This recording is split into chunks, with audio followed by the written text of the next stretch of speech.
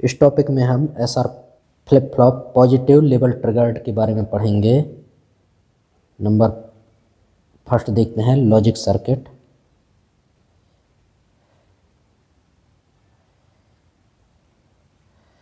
इसका जो logic circuit बनेगा इस तरीके से बनेगा।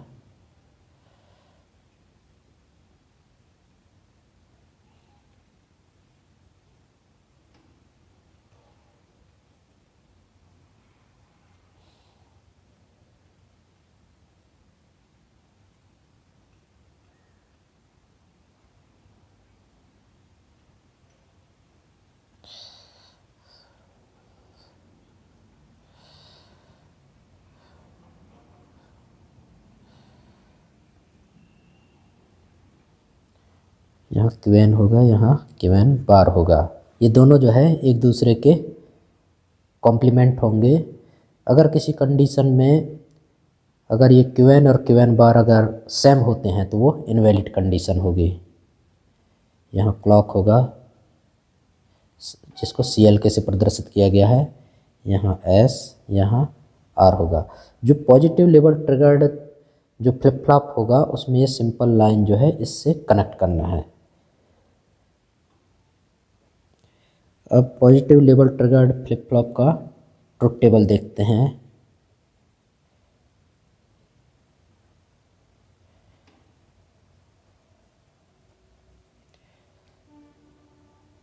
क्लॉक होगा S R Q N+1।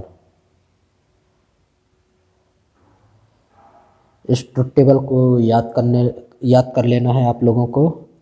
जब क्लॉक 0 रहेगा तो S और R की वैल्यू कुछ भी हो, 0 1 कुछ भी हो, जो नया आउटपुट आएगा वो पुराने के बराबर आएगा। Qn+1 को हम न्यू आउटपुट बोलते हैं, Qn को हम पिछला आउटपुट बोलते हैं। जब क्लॉक 0 रहेगा तो हमारा ये जो फ्लिप फ्लॉप रहेगा ये डिसेबल रहेगा। जब 1 रहेगा क्लॉक तब फ्लिप फ्लॉप इनेबल रहेगा। जब क्लॉक 1 है, S की वैल्यू 0, R की वैल्यू 0 है, तब भी नया आउटपुट पिछले आउटपुट के बराबर होगा।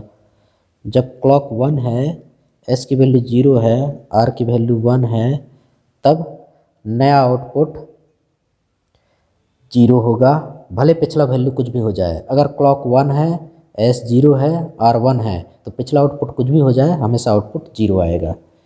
जब क्लॉक 1 है, S की वैल्यू 1 है, R की वैल्यू 0 है, तो नया आउटपुट हमेशा 1 आएगा चाहे पिछला वैल्यू कुछ भी हो जाए। और जब क्लॉक 1, S भी 1 और R 1 हो जाएगा तब इनवैलिड की कंडीशन आएगी। तो ये जो ट्रुथ टेबल आता कैसे है उसको एक बार देख लेते हैं।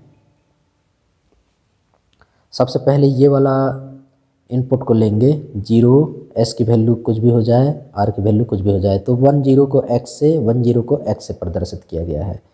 हम ये मान लेते हैं कि यहाँ अगर पिछला वैल्यू 0 है तो यहाँ उसका कॉम्प्लीमेंट 1 होगा। तो पिछला वैल्यू को जो है Qn और Qn बार के पिछले वैल्यूओं को मैंने 0 और 1 से प्रदर्शित कर दिया है। जब हम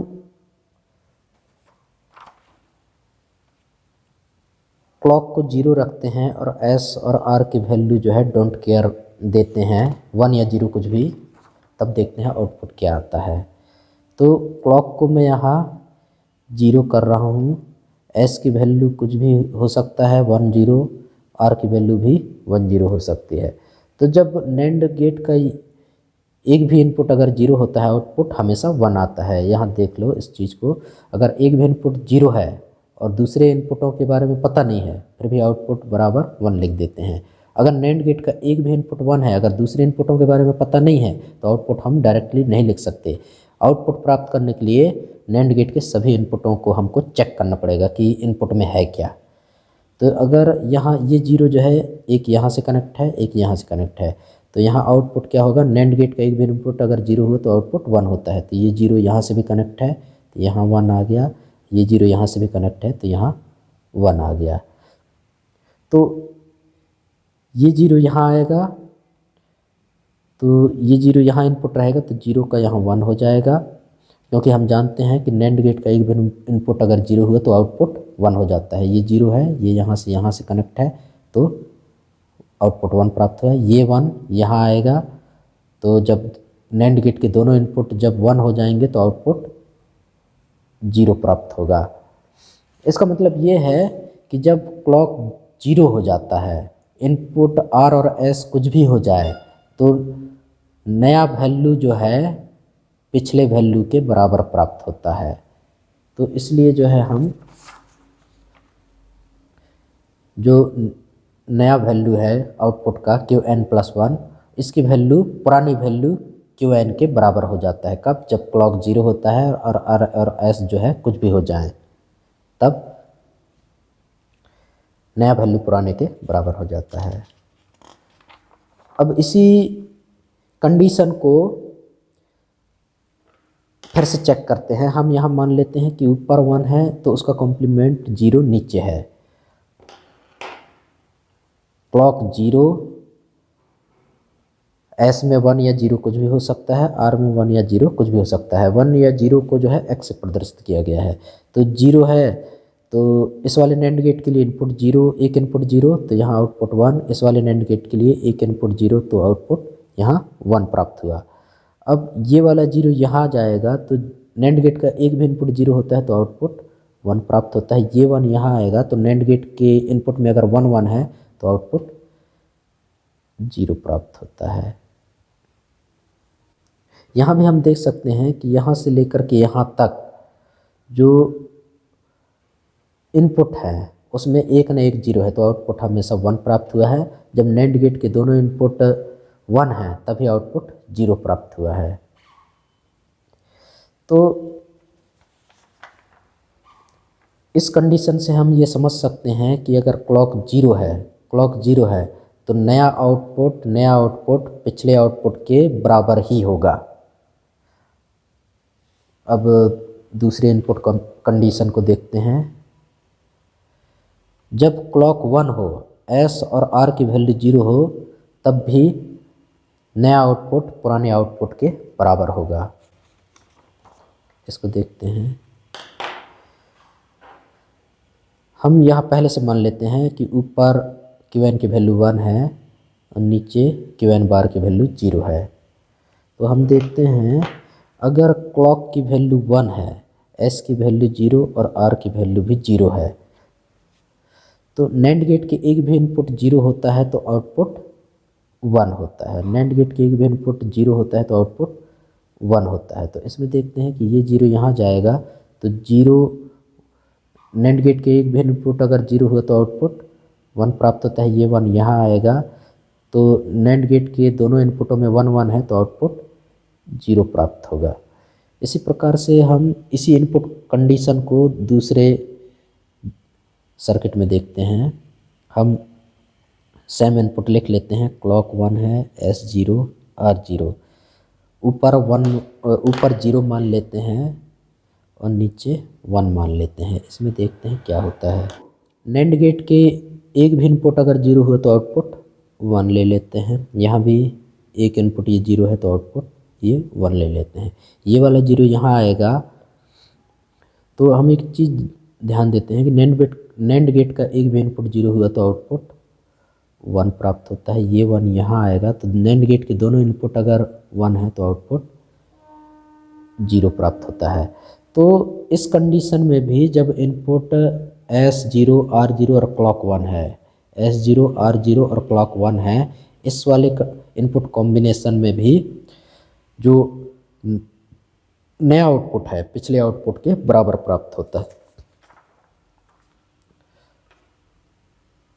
तो हमने इन दोनों कंडीशनों को देख लिया। अब ये तीसरा कंडीशन देखते हैं जिसमें क्लॉक 1 S0 R1 है।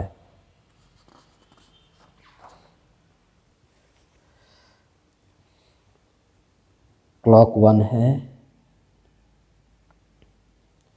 S0 है, R1 है। अगर मान लो कि पिछला वैल्यू यहाँ 0 है, यहाँ 1 है, तो देखते हैं क्या आता है। हमेशा एक चीज़ ध्यान रखना कि अगर फ्लिप फ्लॉप ये नैंड गेट से बनी हुई है तो उस वाले नैंड गेट को पहले ऑपरेशन में यूज करना जहां इनपुट में 0 है। तो इस वाले नैंड गेट में एक 0 है इनपुट और एक 1 है इनपुट यहाँ एक क्लॉक का, तो आउटपुट क्या आ जाएगा, यहाँ 1 आएगा, क्योंकि हम जानते हैं कि नैंड गेट का एक भी इनपुट 0 हुआ तो आउटपुट 1 आता है। और इस वाले नैंड गेट में एक इनपुट 1 है, दूसरा इनपुट 1 है, तो 1 1 का क्या हो गया, 0 हो गया। नैंड गेट में दोनों इनपुट 1 है तो आउटपुट 0। तो अब एक चीज़ ध्यान रखना, मैंने ये बोला था कि उस नैंड गेट का आउटपुट सबसे पहले निकालना है जहाँ इनपुट 0 हो। अब इन दोनों नैंड गेटों में इनपुट कहाँ 0 है, यहाँ 0 है, तो इस वाले को सबसे पहले करते हैं।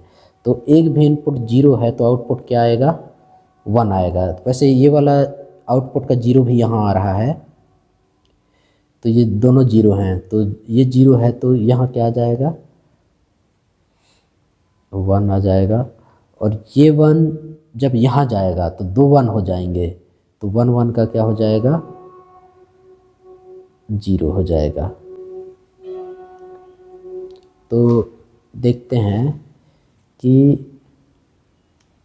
क्लॉक 1 है, एस की वैल्यू 0 है, आर की वैल्यू 1 है, तो आउटपुट 0 आ रहा है। अब सेम इनपुट कंडीशंस के लिए हम एक चीज़ और करते हैं कि यहाँ पहले 0 माने थे, यहाँ 1 माने थे, अब ऊपर 1 मान लेते हैं और नीचे 0 मानते हैं। अब क्या होगा, और इनपुट यही वाला इनपुट यहाँ लिख लेते हैं, यहाँ S0 क्लॉक 1 R1।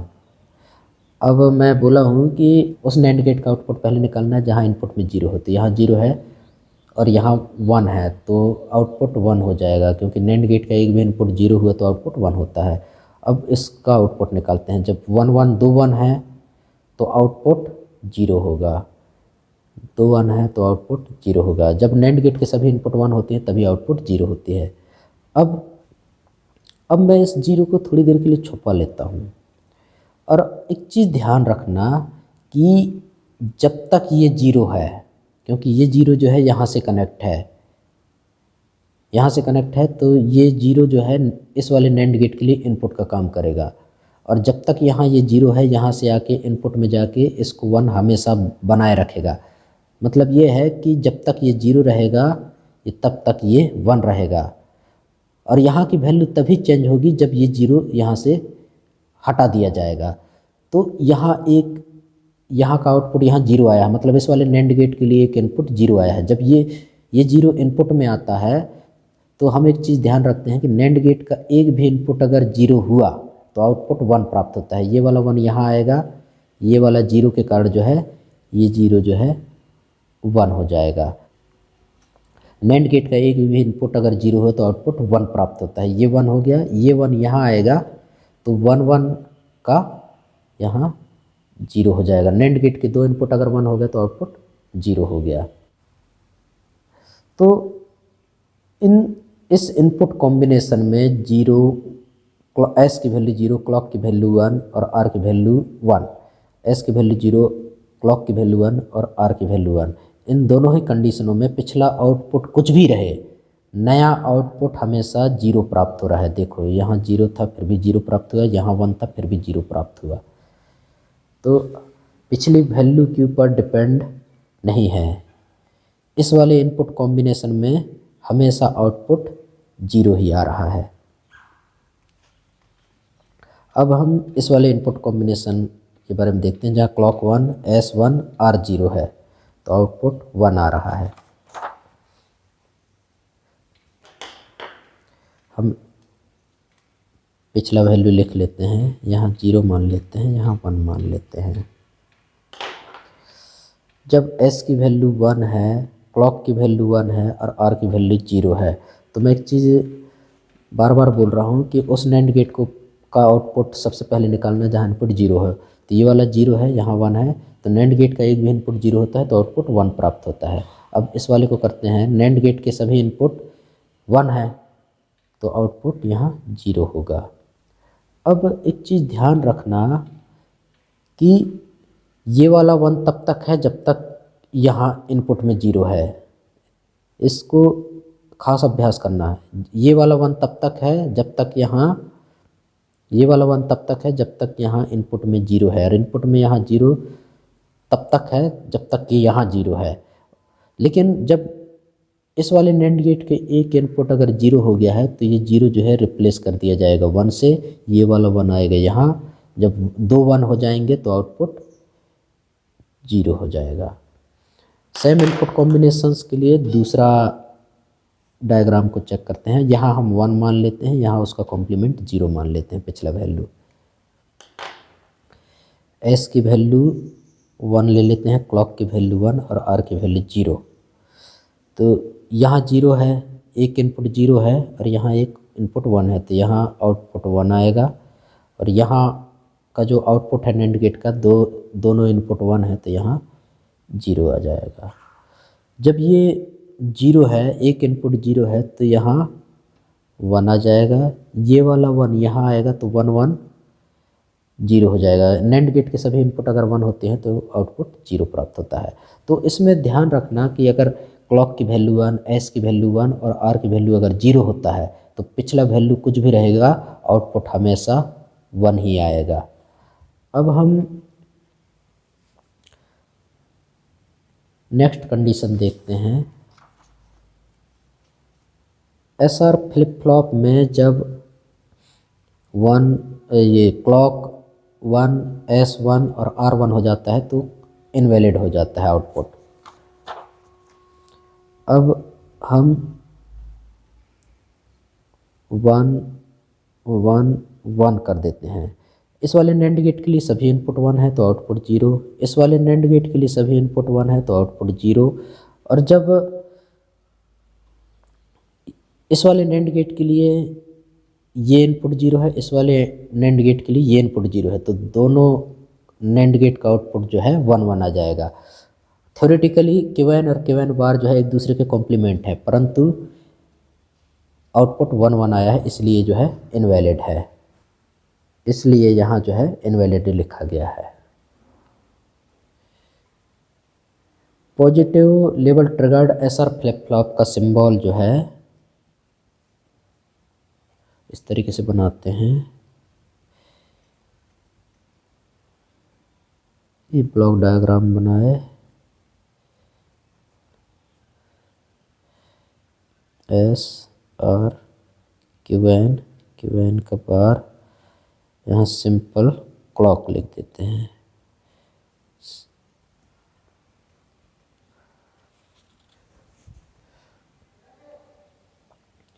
अब हम कैरेक्टरिस्टिक टेबल बनाते हैं इसका।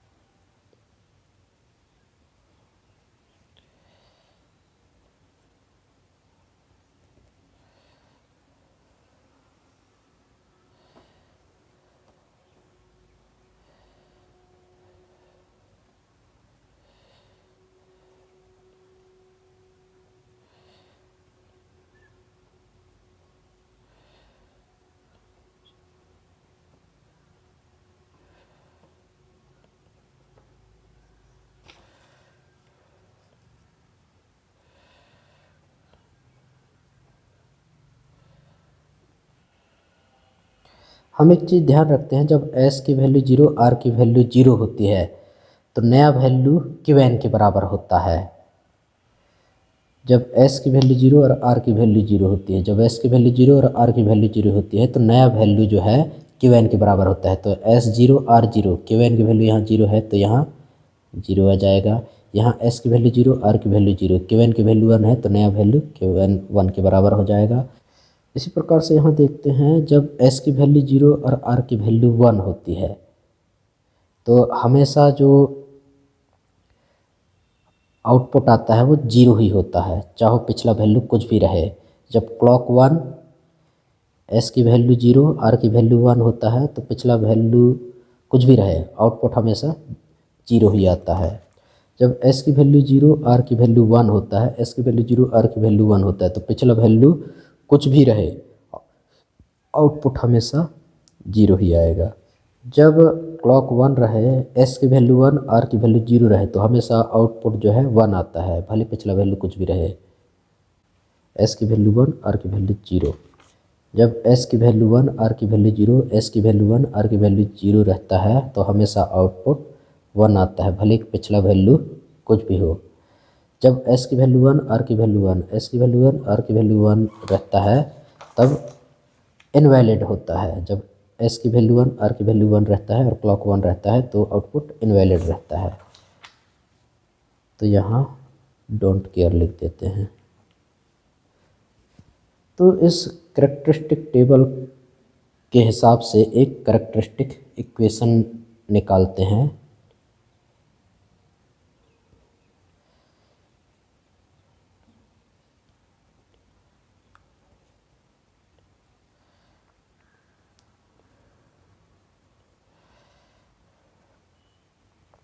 कैरेक्टरिस्टिक इक्वेशन, इनपुट वेरिएबल 3 है, एस, आर और क्यू एन। तो एक के मैप बना लेते हैं।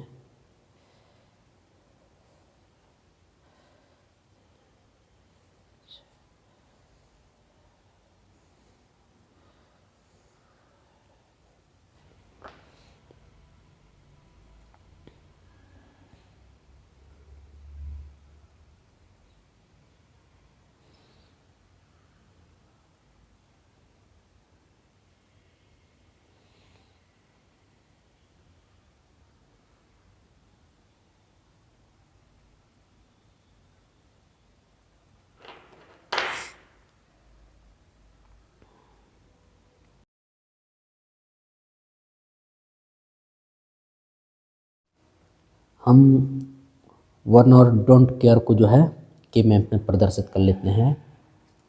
0, 0, 1 मतलब 1 की पोजीशन में क्यू एन प्लस 1 की वैल्यू 1 है तो 1 की पोजीशन में 1 लिख दिए।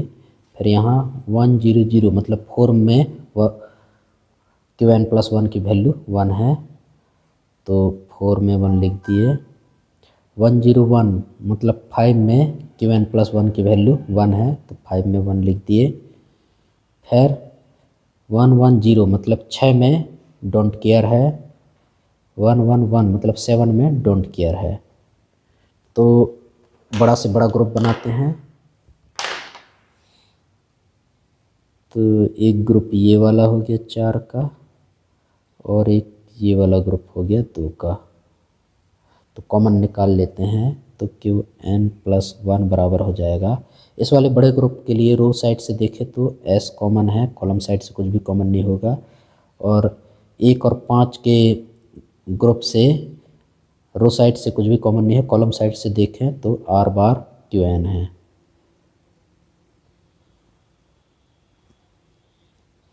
Thank you.